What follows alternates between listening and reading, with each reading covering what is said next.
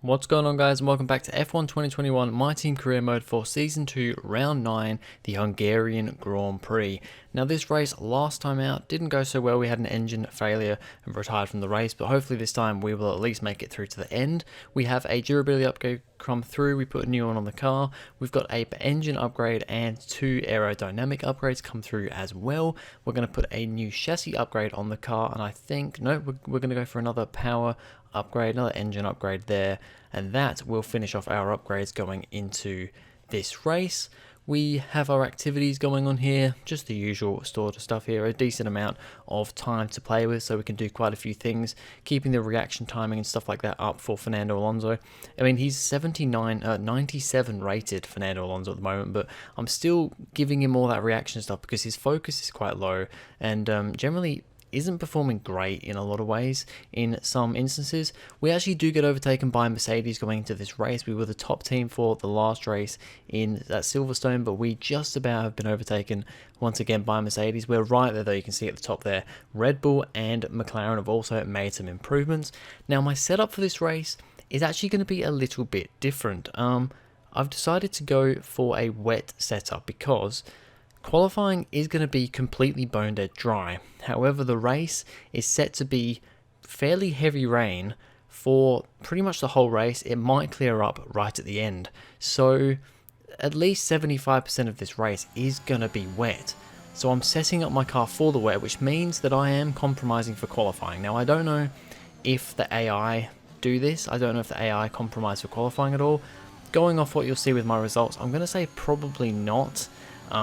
Which is a bit unfortunate, you know. It would be really nice to know, because if they don't compromise for qualifying, then I might just in the future just always do a dry setup, you know, unless it's, you know, wet quali and wet race. But yeah, I don't really know how that works with the AI. But with Q2, we did a decent enough lap. This isn't my best track in the world, I'm going to be honest. Alonso only comes P12, which I'm very surprised about. I thought he would be way up the order there. We're in P15, so this is what made me think maybe AI do use you know, wet setups and stuff in the dry to, you know, go into a wet race, because Alonso was so far down the order and was only like 2 or 3 tenths quicker than me. So that made me think maybe they are actually running wet setups here, but I don't think it is the case, because Q2 Fernando Alonso ends up going much quicker than me, and easily gets through to the top 10. And I'll say it right now, I don't make it through to Q3. We've got the second fastest car on the grid. I actually go quickest in Sector 1 there, but Sector 1's pretty good for me. Sector 2, not so much. Sector 3, it's not great, to be honest. But yeah, I'm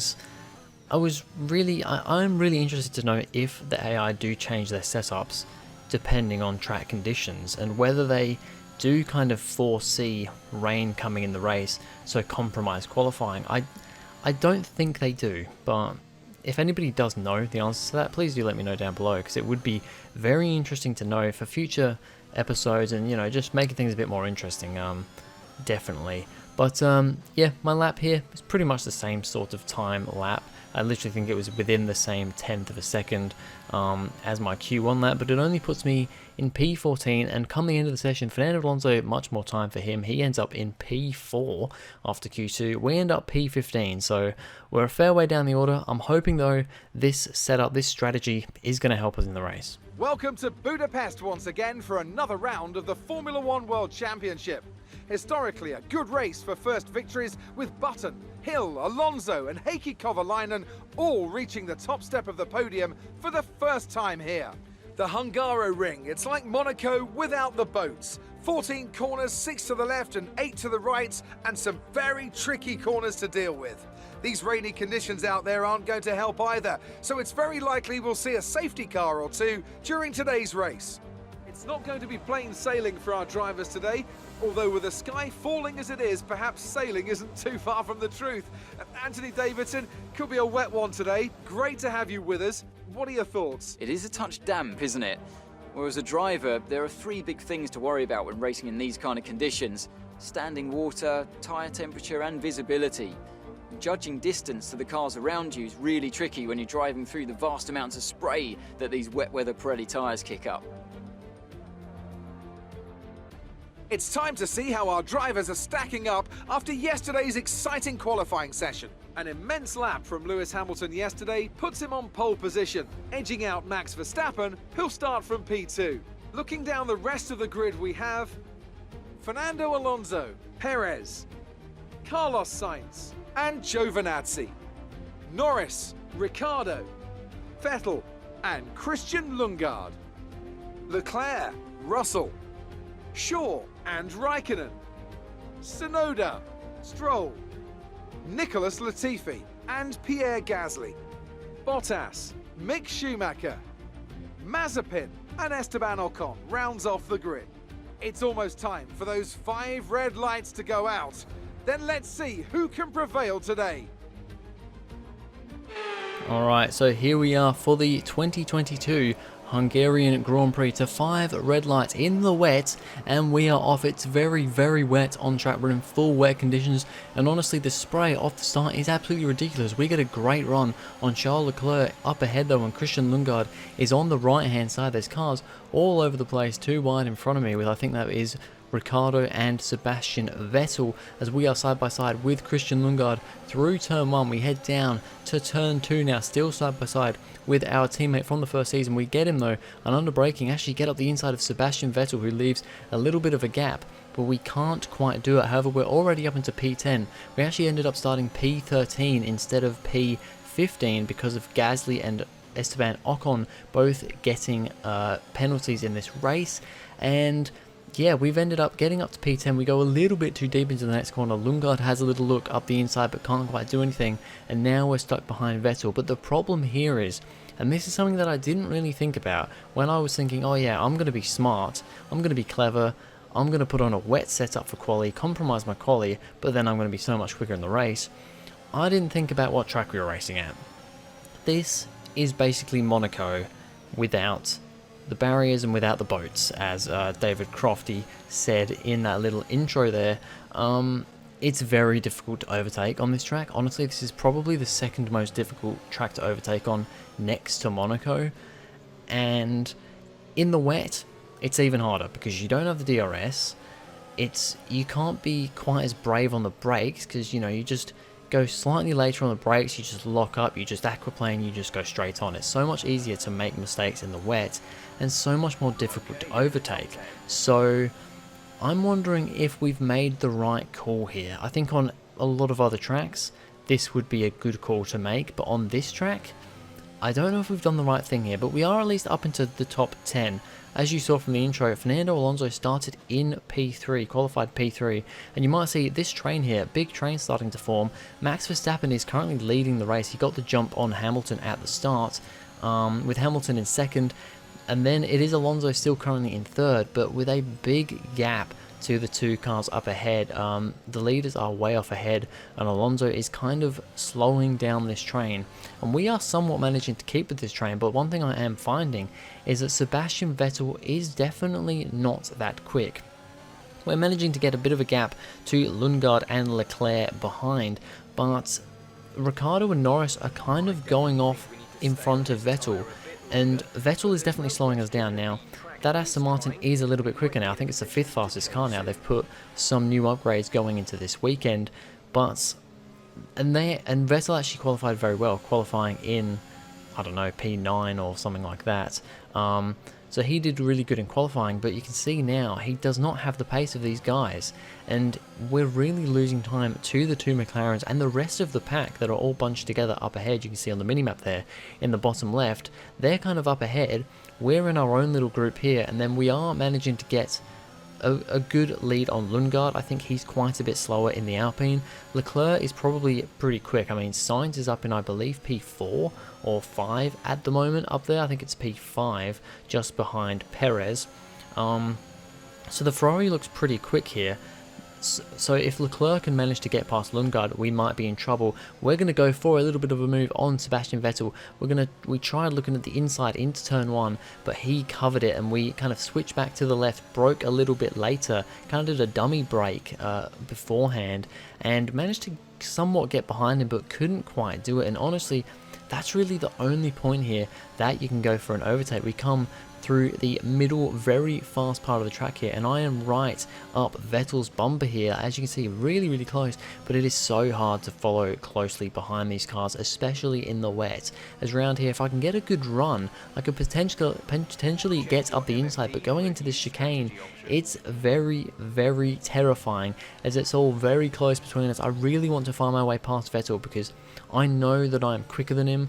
I can probably catch the two McLarens and the rest of the field up ahead, but it's just so difficult to get past Vettel. Now, there is a bit of a strategy change for pit stops here. They tell me we're going to come in quite a few laps later, and I say, yeah, that's fair enough, because I'm expecting to change onto inters at some point. So the longer we can keep these wets going, we don't want to change onto another set of wets too early to then have to come in again for a set of inters. So the way that the weather's looking, we're probably gonna change onto a set of inters at around lap 20, lap 21ish maybe, and then potentially onto some softs at the end of the race, but we'll have to wait and see as we go quickest through the first sector. So as you can see, we do have some pace here, but we now have a just over 4-second gap to Ricciardo up in P8. So you can tell that Vettel is really slowing us down, but we do have the pace. We've gone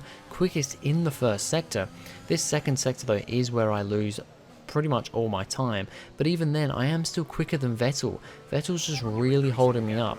On any other track other than Monaco really, I'd have probably been able to get past him by this point, but this track is so difficult to overtake on, and in the wet it just makes it even harder. And yeah, and it's not a track I'm particularly great at anyway, so I'm getting a little bit frustrated here because we're pulling that gap on Lundgaard, but we just can't catch the guys ahead and can't get past Vettel.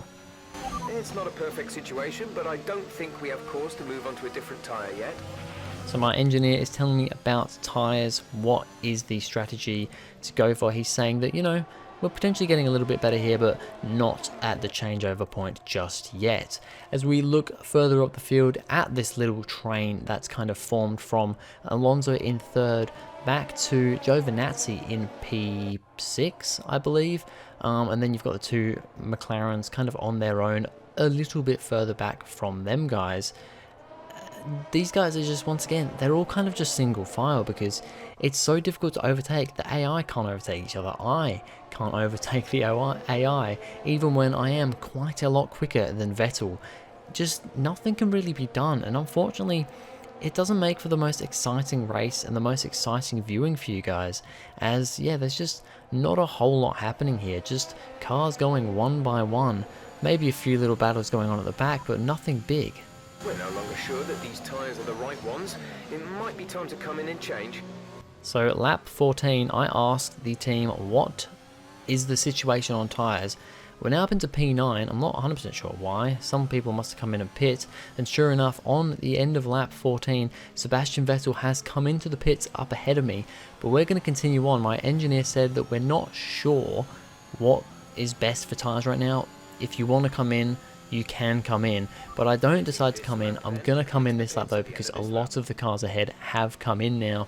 A lot of the cars from the front, as now Max Verstappen is out of the session. He was leading the race from Lewis Hamilton relatively comfortably, and he's out, and now Antonio Giovinazzi's out, and the safety car has been deployed. So this might have actually worked out really well for us. We went out a lap longer on the tyres to come into the pits this lap, and that may have actually helped us out, because now we're going to come into the pits, get a change of tyres, make our hopefully one and only pit stop under the safety car. So that could have helped us out very, very much. Unfortunately, we don't get past Vettel though, of course. I guess he still came in at the better time because he has managed to get still ahead of us. We didn't get the undercut on him. We watch Antonio Giovinazzi here to see what happened to him, and he just gets it on the curb, puts the power down too much, and smacks into the wall. I'm now on simulation damage as well, so hopefully we'll see a few more crashes like this. We watch an onboard with him, just a little bit too much on the curb, bit too eager on the throttle, and he goes into the wall, and that is Giovinazzi's race over. So yeah, I have put it on simulation damage now, just because I think it'll make things a little bit more interesting. As we go ahead, end of the safety car to green running here. Lewis Hamilton leads the way from Carlos Sainz in second, Sergio Perez third. The two McLarens of Norris and Ricciardo fourth and fifth, with Vettel sixth, myself in seventh. Leclerc has managed to get the jump on Christian Lundgaard, and then Yuki Tsunoda is in the top 10. As we watch on at the front, as you can see, Hamilton is kind of pulling away a bit. Him and Verstappen were a good amount ahead of the rest of the field at the start of this race, and he is now pulling away from Sainz and the rest of the group. As we look down the back of the grid, Pierre Gasly is trying to make his way through the grid. He started a fair way down the order, and it looks like he's dropped even further back. I don't know if he had some damage or if it's just his pit stop didn't really work out. Maybe he didn't pit under the safety car. The cars around him did, and that has not helped him out because he's now stuck behind Nikita Mazepin. But he doesn't have DRS, of course, in these wet conditions, but he's going to use all the ERS and just the better pace of the AlphaTauri to go for a move up the inside into turn 1 on Nikita Mazepin, and he's got that position done very well. Finally, we've seen an overtake other than from the start of the race. Pierre Gasly trying to make his way through the field. As we continue on here, we're still stuck behind Vettel as we go perhaps a little bit too late on the brakes. But now, because of this whole safety car thing, and because Leclerc has managed to get past Lundgaard, we're under more pressure from behind now, because Lundgaard wasn't really pressuring us. We got away from him relatively easily. It kept the gap on him, and we're extending the gap on him. But now that Leclerc's got past him, Leclerc has a lot more pace than Lundgaard did. And I mean, Sainz is up in P2 right now, so that Ferrari obviously has pretty good pace. Leclerc just starting a bit further back thanks to not a great qualifying. And yeah, now instead of me just trying to get past Vettel, I'm now also trying to defend from Leclerc, because I reckon Leclerc is as quick as me. He's at least as quick as Vettel, probably a little bit quicker, but you know, like myself, we're now stuck in this train here, and we go purple in the first sector once again, showing that we still have some bloody good pace here on the intermediate tyres now. But we cannot find a way past Sebastian Vettel. It's just so difficult to get past on this track. There's not a whole lot I can do, and there's not a whole lot for me to show you, to be completely honest. We get a bit too over the curbs coming out of here, and Charles Leclerc actually manages to gain on us a little bit going into turn 1, but we deploy as much ERS as we can, remembering as well, because it is wet, the ERS doesn't kind of go away as quick as it would in the dry, so I can use quite a lot of it and be pretty safe. And I don't know, the AI don't seem to really use the ERS as much, or at least don't seem to get as much boost from it. I don't know. It's just something I've kind of found with these F1 games, especially this year's. Just, you know, you use ERS, and a lot of the time I can keep in front of them in DRS zones, you know, using ERS, which I don't think is really very realistic, because if they should also have the ERS with the DRS, it should make them a lot quicker, but I don't know. As we are still trying to get past Vettel, and once again, as you can see, it's like a 2 and a bit second gap to Ricciardo up ahead now, because we just are stuck behind Vettel. He's so much slower than us, but now we've got yellow flags up ahead. What's going on here? That looks like Carlos Sainz on the side of the road there on the right. I think he's gone for a spin. Doesn't look like he's got any damage, but he has, I don't know, the pressure's got to him being in P2, and he's gone off the track. That's really unfortunate for him, and even worse, he is now out of the session, so either he did have damage or something else has happened there. The second safety car is out in this race. We've got another safety car to contend with, and Fernando Alonso is also out of the session. What has happened here? Alonso actually didn't come into the pit under the safety car. He pitted after the safety car, so ended up behind us. But what happens here? Well, Leclerc just puts the power down too much, spins around, very nearly gets collected by Perez. As we look from an onboard view here, yeah, he just goes on that curve, puts the power down too much, and spins right around. Manages to get out of Perez's way. So no damage done there, but as he comes to rejoin onto the track here, Alonso just comes through and smacks into him, breaks his car. Alonso here just gets up on the curb a little bit more understeer than he was perhaps expecting, goes into Sainz. He's not broken his car, completely, but front wing damage, and obviously that's enough for him to go out of the race here. So Alonso, once again, really unfortunate for him. He's not having a good time this season. Also, Russell for some reason has a 5-second penalty. I had a look through the replays. I couldn't quite tell why he had a 5-second penalty. I'm guessing he probably overtook under the safety car or something, I don't know. But that's the thing now, he's up in P7, so chances are he's probably going to finish outside the points with that penalty.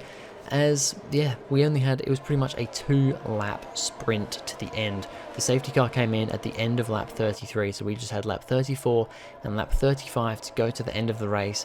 We're still stuck behind Sebastian Vettel, but we are now up into P5. I'm not going to go too crazy on Vettel now. I just want to keep this position, and sure enough, I can't quite do anything. We defend from Leclerc behind. We're going to come through to finish P5 in the Hungarian Grand Prix. Lewis Hamilton takes the victory, and yeah, I mean, it's a decent finish from us. I was hoping for a little bit more, but it's definitely not bad. Alonso could definitely have had a good shout at getting a podium, but unfortunately, he completely screwed up at the pit stops. So, another fantastic victory for the Silver Arrows. Anthony Davidson, how do you think they were able to set themselves apart today? I'd say it was down once again to good, consistent driving, nailing the corners, working to the track conditions and perfecting the team's strategies. They got all of these things right today, and the results speak for themselves. Mercedes are on top form once again after an excellent race weekend. It's great to see them up on that podium once again. So Lewis Hamilton wins the Hungarian Grand Prix. Sergio Perez comes through in second place, with Daniel Ricciardo managing to get up to third. I think Lando Norris was ahead of Ricciardo, but was one of the other drivers that didn't come in to the pits before or during the safety car, which completely screwed him over. And I think in the end he finished P9 in the end. So yeah, a few drivers definitely making mistakes there. Like I said as well, George Russell falls down to P14. He finished, I think, P7 on track, but not great for him because of that penalty. Pierre Gasly, I think, actually ended up P7, so great climb up the order from him. He was in like P19 at one point in that race. We were watching him. Not a whole lot of changes here. Pierre Gasly moves up to 5th in the championship, so it's good for him. No real big change at the bottom. Kimi Raikkonen ahead of George Russell though, and Nicholas Latifi ahead of Valtteri Bottas in the other Williams. And then no changes at all in the constructors. We are still sitting P6. But anyway, that's going to be it for this video, guys. Thank you very much for watching. If you enjoyed, please go ahead, like and subscribe, and I'll see you guys in the next video.